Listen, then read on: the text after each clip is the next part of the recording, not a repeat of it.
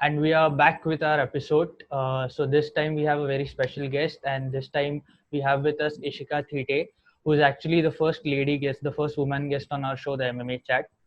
So let's talk to her and let's know more about her MMA journey. So hi Ishika, how are you?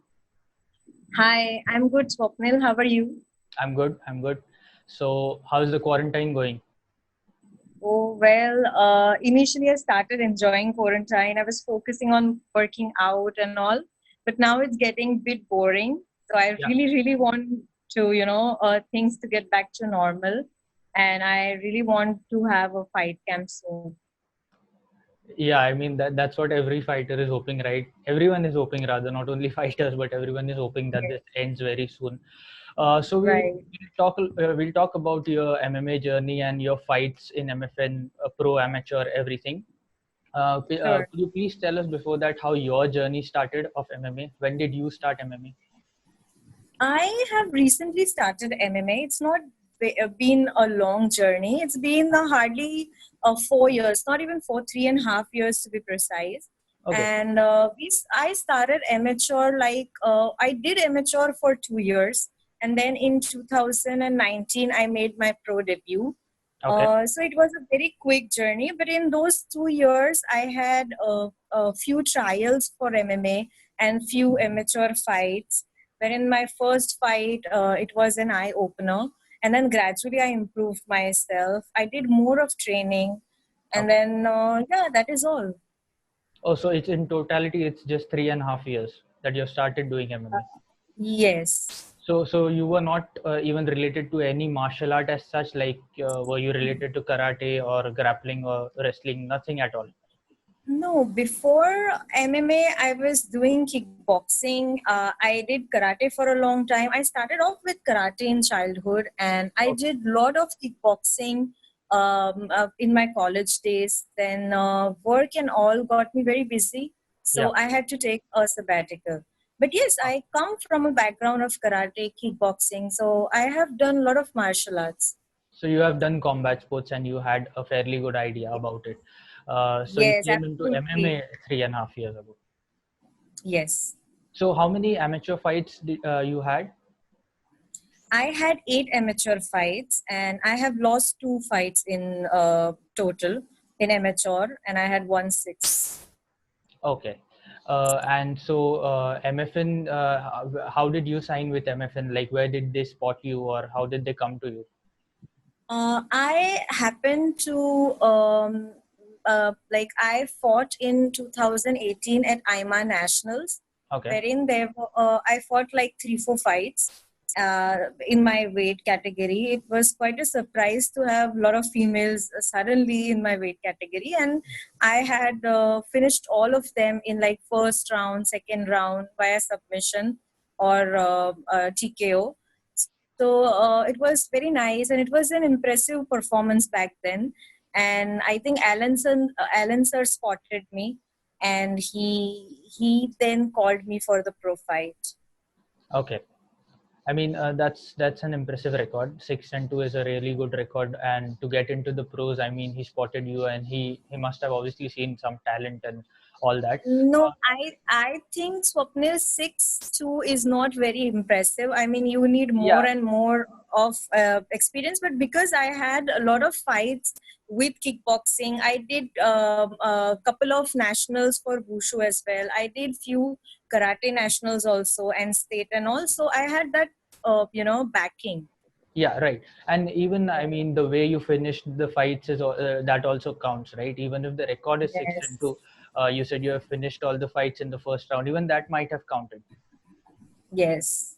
Yeah, right. So which team are you training with currently? Like for MFN fights and all the fights, where are you Okay, when it training? comes to to fight, I put up my fight camps with Babajit sir Okay. at Bidang MMA and Fitness Gym, which is situated in Assam. Yeah. So before my fight, I prep myself up according to whatever sir tells me. Then once I am done with my endurance and everything, I move to Assam. I spend like a month or two there training with those guys.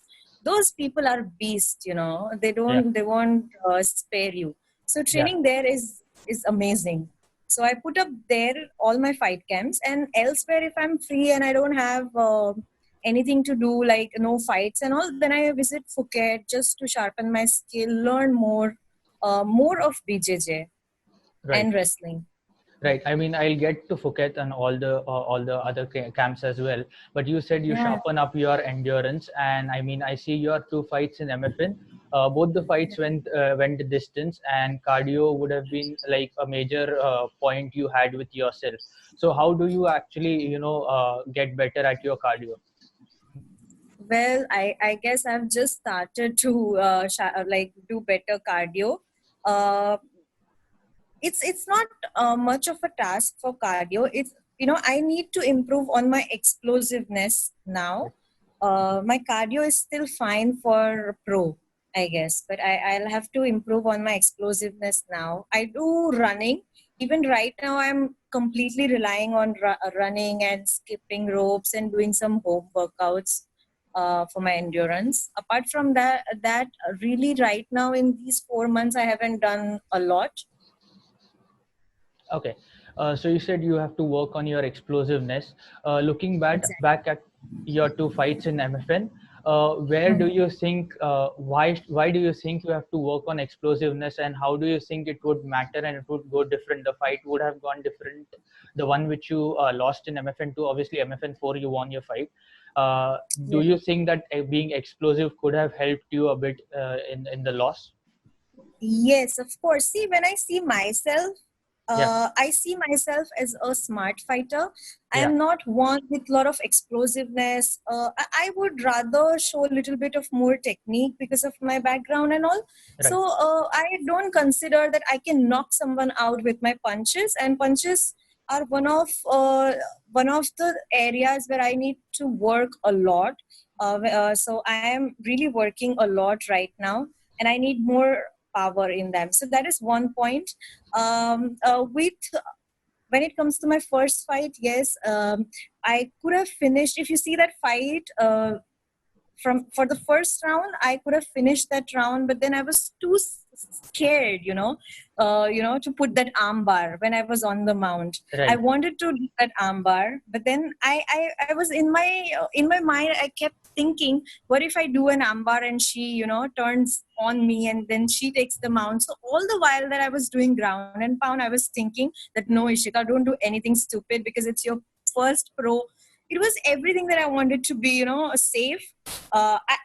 It didn't matter. He hit me a lot of elbows, a lot of knees, Yeah. but getting hit is not something that I'm scared of. But losing that fight was my biggest fear. And I think because I went in that cage with that fear, I somehow wanted to be very safe. And that's how I think that's why, I lost. I could have risked it, but I could have done that armbar. Yeah, right. And when you say explosiveness, and now you were talking about the elbows and the knees, I mean, I saw a Yeah. lot of clinch work going on in that fight, and explosiveness could actually help you, getting out of clinch when the fighters Yes. get out of clinch, they explode at times. They separate Yes. Yes. themselves hitting with an elbow or a knee. I mean, that could have played a major role. And Yes. yeah, Completely agree. yeah. So how do you look at your win, the one which you faced Naipunya, right, in MFN Yes. 4? So how do you like assess that fight? Well, again, as I told you, just before my fight, I happened to see that Holly Holmes' last fight, which she did a lot of clinch work and she outsmarted the fighter. And so I thought, oh, yeah, why not? If this fighter comes with a lot of quickness and a lot of punches, because I knew that Nepunya is a good boxer, and of course I cannot beat a boxer with boxing. Of course, not my boxing. So I Right. was putting her away from my peeps and my face cakes and all. And then I held her against the cage. That was my plan. I wanted to put that guillotine, but it kept on slipping. Right. Okay. So you talked about Naipunya's fight, wherein you said that you have to sharpen your boxing skills to beat actually a boxer like Naipunya. But even Right, we saw like you were keeping your distance with your kicks, and that comes from the karate that you have learned, right? right, right. So, if you want to beat a boxer, you have to use your kick. So that was my simple strategy. And of course, I knew that, my ground would be better. So I Yeah. used a lot of clinching. I used a lot of cage work. And I wanted to take her down. And in case she takes me down, of course, it would be a my game then. Right. So it would actually go into the grappling zone, and grappling is your area. So Yes. right now, are you able to train with anybody? Do you have any training partners, or you're just training by yourself at your home, or Uh, are the no, gyms open? right now all the gyms are closed. Yeah. Secondly, even if the gyms are open, you cannot take the risk of wrestling or Right. even sparring with anybody. It's Right. quite risky, and you Right. know that, right? In Yeah. Yeah. Gujarat, there are a lot of cases coming up, so you can't really risk. But what you can do is you can do train on your own. At my gym, I go alone, I train, and sometimes I just do my home workout. Okay. So you do like like shadow boxing and all those kind of stuff. Yeah, I do shadow boxing, a little bit of weight training, a little bit of ropes, running. Okay.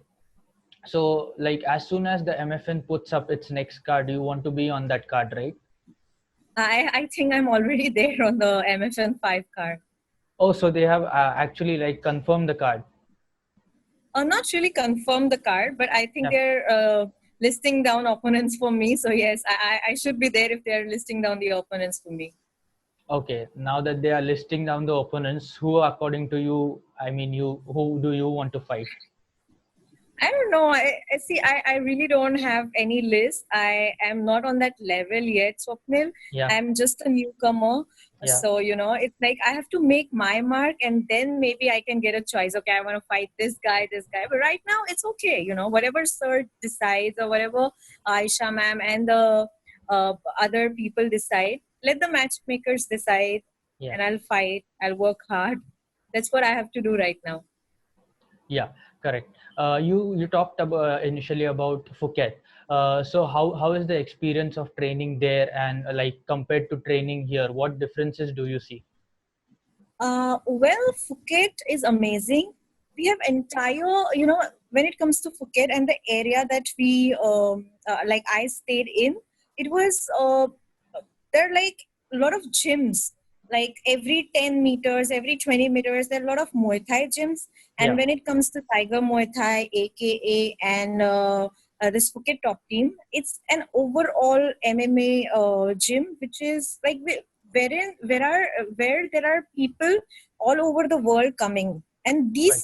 these are elite fighters which fight in big leagues. Right. So it's amazing to see them. You get motivated, and plus you learn a lot of skills.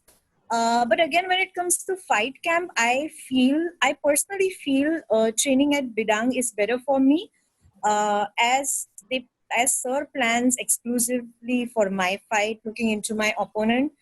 When I go to Phuket, they cannot do that for me. Right. They don't have exclusive plans for me. They don't have exclusive trainings for me. It's only that you go to Muay Thai class, you go somewhere else, and that is all. Right. I mean, which all from which all organizations have you trained fighters with? I mean, did you train anyone with anyone who is from ONE FC or Bellator or UFC? I see. I know Pooja and Himanshu from ONE FC. They are like friends. They're friends from a lot of years. Right. So yes, I know them.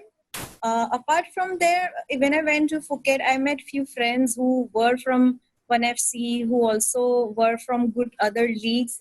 There's this exclusive league for females, which is known as Heroine, which is Okay. very famous. So, and I also made a few other friends, but it's not very famous. Those leagues were not very famous, but really good Right. fighters. Right.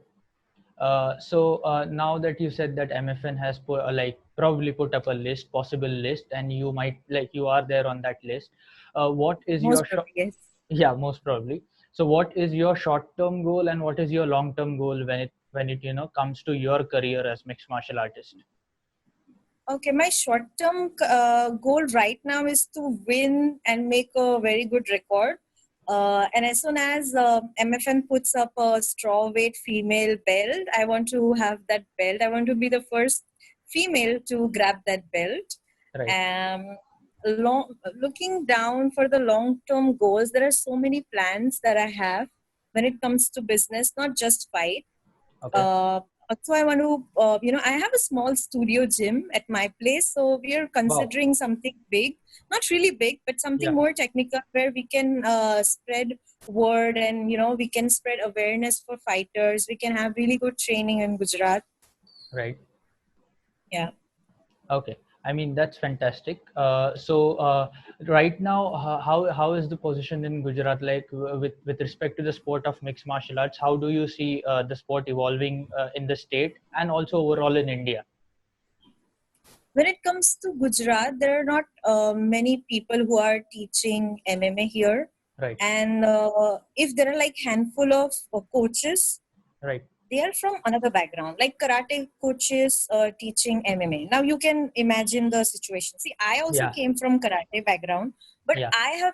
I have been in that cage. And if now I teach something, some basics of MMA, that would be fine, right?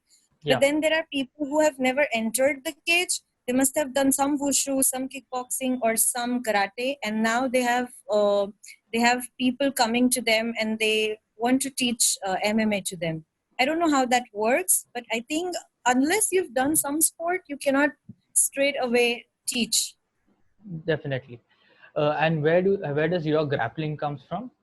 How did your grappling journey go?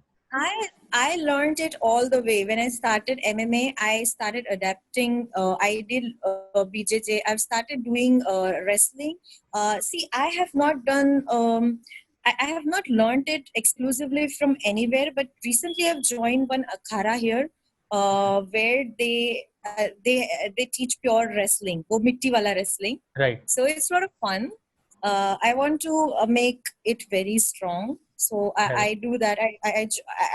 I do like 2 hours of them. First batch is for kids, so I do the warm up with kids. I roll with them, and then Okay. all the seniors come in, and all the seniors they bash me badly, but I don't mind. I still go there every day. I mean, not for the Corona thing, but Yeah. before that I used to go there. Yeah. I mean, that experience also in itself is huge, and I mean, definitely that can translate into something good when you It fight. will. Yeah. I'm telling you, Swapnil, I'll definitely, all my hard works will not go to vain. I'll definitely make it count. And that's why I learn. Even if I'm going for that Mitika wrestling thing, all the time I'm thinking, okay, how can I translate this into my MMA? Okay, there's something like this. Let me put it in how I can use it in my MMA. Apart from that, I've done the wrestling classes and BJJ classes in Phuket and everything. Also at Bidang, uh, sir is amazing wrestler himself, and Right. he is very good. His techniques are very good. There are a few techniques that he has taught me, which is very helpful when it Right. comes to mount and how to control the mount. And I don't think anybody can easily come on the top if I am on the top. So yeah, there are a lot of skills that I've learned from him, and I'm constantly learning more and more. Right. And I mean, everybody knows in mixed martial arts, at least everybody knows how important wrestling is. And I mean, we are Yeah. seeing all around the world that wrestlers are really dominating mixed martial arts. Also, Yeah. I mean, that reminds me, I guess Chael Sonnen once said that the best wrestler in the division is likely to, get the title. And we are seeing that at the highest of the level, even UFC level, right? Yes, yes, absolutely. I feel wrestlers dominate.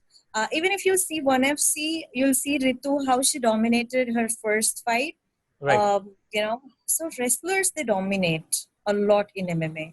Right. I mean, Ritu's example was a very good example. They can Yes, actually dictate the pace of the fight and a actually dictate cage. whether the fight goes. Uh, Yes, yeah. So are you a UFC fan? Are you a mixed martial arts fan? As in, you follow the sport regularly? I do. Like this morning, I watched UFC, which was Usman. So I Yeah. was rooting for Usman. Right. What are your thoughts about the card? Let's go by the main event. Usman versus Masvidal. Yeah, so Usman versus Jorge, I was pretty sure that Usman would win. I don't Yeah, know why a lot of people wanted Jorge Masvidal to win. yeah, Of course, he's very skilled and amazing, but when it comes to Usman, you see the guy, you've seen him not losing a lot of fights. right. Um, Again, he's not as fast and as sneaky as Masvidal, but then I had, you back up some fighter, and for me, I was rooting for Masvidal. Sorry, Usman. Oh, so I would like to tell you that I was the one rooting for Jorge. Uh, It's probably nothing against Usman as such, but right. all the story that has been built. Like he took a year off, went to the jungle. I mean, 16 years of hard work, and he came back Right. and like had three absolutely amazing performances. So he was on this tear, and people thought that this would perfectly fit the story if it happens. Uh, Right. maybe that's why. What did you make of the co-main event, like Max Holloway and Alexander?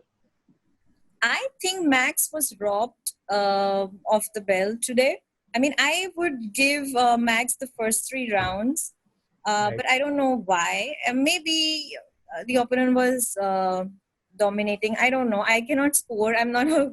I'm still a beginner. But then I Right. felt Max was winning for me. Right. I mean, as they say every time, like don't leave in the hands of the judges, and Yes. especially if you are a challenger and not a champion. Uh, Yes. yeah. So on that judges note, how is judging in India? I mean, have you like got an opportunity to analyze how judges are in India, like how judging goes here? I mean, we have seen a lot of criticism on judging even at the UFC level, right? I mean, it Right. happens so often. So how is it in India? I mean, for whatever fights you have had. Yeah, I mean, see, we cannot criticize people. Yeah. I mean, I am the person who would not criticize unless I've been there. Right. So, I mean, everybody is a human being. I Right. mean, and there are judges at one corner. They are looking at the fight from their corner. So they must have their own opinion. So you Right. cannot really say, okay, they are, some people say, okay, यहाँ पे तो cheating होती है, यहाँ पे तो ये है, but it's not, it's like little minded people say things like that okay, it's Right. favoritism or it's something else. I wouldn't say. With me also, I faced that, we had a briefing right before my first pro fight, Right. and they had clearly said that 9 to 6 elbow is not allowed, but I got Right. hit twice already, but Okay. not a single warning by the ref. So I feel there should have been one warning, but that doesn't make any difference now. But I Mhm. feel it's not about cheating or anything. Yeah. They are humans. The ref and the judges are humans. There can be some difference of opinion sometimes. There can be some issues, little minor slip of observation or something. Right. But blaming them, criticizing is just we have a lot of people who would gladly criticize fighters. I get a lot of negative comments, but it's okay. Who Yeah, cares? I can understand that, and it's weird, and obviously it's not good anyways to unnecessarily criticize, even if they are judges, or even if some decisions go wrong here and there. Yeah, I mean, they are yeah. humans at the end. And probably people do it because fighters' career is dependent on what decision they give. Their careers might turn into a different direction altogether, and probably that Right, even that side I can understand. I mean, there are both sides to it. uh, right. yeah. And what did you make of the What rest of the card? what we Yeah. need to what when we see this aspect, Yeah. nobody does it on purpose. You need to Obviously not. give somebody a benefit of doubt. I always Right. believe that before criticizing anybody. So Right. I always have this benefit of doubt and I don't judge people. That's not my duty, I think. Obviously, and can happen with like anybody, right? It Even if, happens all the yeah, it time. happens all the time, and So you're not that's dead, part of the game. you're Yeah. losing. Yeah, you're losing, you're winning. It affects. It was my first pro fight. I lost, but it was mostly my mistake. Let's not talk about my fight. Let's talk about the Holloway fight today. I feel he was Yeah. robbed. I wanted that belt to be his again, Yeah. but you know it is what it is, as he says. Yeah, as he says, it is what it is. Right. So there was also discussions going on at the UFC level, obviously, that they would like to, some people would like to have open scoring system wherein some people wouldn't enjoy that as much. So what's your take? Like, if you are in a fight, would you like to see open scoring system? Would you like to see your like what the scores are after every round? Yeah, I would love that. I would love that because I would know where I have to work. First of Yeah. all, even after the fight, it would help me analyze. Okay, my opponent is standing here, and where I am standing, what I need to, improve. So it is very important. Okay. Not just as a fighter, but if somebody else is fighting, I would like to know what happened because I study the fight sometimes. I Right. like to see how they move. I like to see, okay, what are they scoring on? Like, if somebody is taking a takedown and those are counted as attempts, and if they're taking it down, so they have been scored or not. So it's a lot of things. It's very interesting. So if they display the score, it would be better. Right. I mean, the approach towards the rest of the fight might change drastically as well, right? Yes, yes. Yeah. So as like you are the first lady on the MMA chat, and thanks for joining. I mean, so what message would you like to give out to the girls out there, who might be hesitant to join mixed martial arts, who might be hesitant, in joining it because of the violence it has? What's the message you have for them? Right. First of all, Swapnil, thank you for having me on the show. Yeah. Yeah, it's great, and it feels great to be the first lady on the show. Yeah. A little message to all the girls. I've seen, we are very shy people. When it comes to Indian females, we're Yeah. very shy. We don't really go and touch guys. When it comes to even sports, we have this, okay, girls यहाँ practice करेंगे, guys वहाँ पे practice करेंगे. Yeah. So it should not be like that, Yeah. and break that mentality. And secondly, when it comes to say that, okay, MMA is very violent. If you Yeah. want to stop something violent at your home, let it be domestic violence, let it be something else on the road. If you want to stop that, take little bit of violence at your dojo, take little bit of beating, train yourself, and train Right. yourself to beat other people. Right. I mean, that's a very good message. I mean, these days, what has happened is like only on Women's Day we see that there is, there are Right. camps for women. I mean, probably there comes a day wherein we have to keep no camps because every woman is trained and is like, uh, defensively responsible. I mean, this is my favorite word which Dustin Poirier used last time. He said I have to Right. be more defensively, responsible, and I guess everybody has to be more defensively responsible. It's better for them, and it would reduce the crimes as well. uh, Right. so And I find yeah. it very funny that, Yep. self-defense throughout the world, even I am being called. There are a lot of Yeah. self-defense sessions that I give on self-defense, and it makes me a lot of money. It's Yeah. fun for me. But Right. when I come home, I really feel it is not very effective to teach somebody once in the Exactly. lifetime, to how to use these techniques, because these techniques are not very easy. Right. Someone who cannot punch, who doesn't punch regularly, that person won't be able to punch in the situation of panic. Right. So it is not useful. But yes, it spreads awareness, and if they are very aware and they are motivated, they can join the class, and that is how things would start, I feel. Right. I mean, yeah, that's the main reason, that's the main purpose, like, to make everybody much more responsible. And it's also not necessary, to be violent as such, have violence, but you should be able to, defend yourself at all the times. Right. uh, so yeah, so on that note, I mean, if you have any final messages out there, you can, just shoot it out. Yeah, I would want all the watchers to follow MFN, watch my Yeah. fight, watch all the fights, and if possible, and if they are interested, join MMA. It's a lot of fun, and I really want people to take up MMA Right. because I love it, but it will keep you fit also.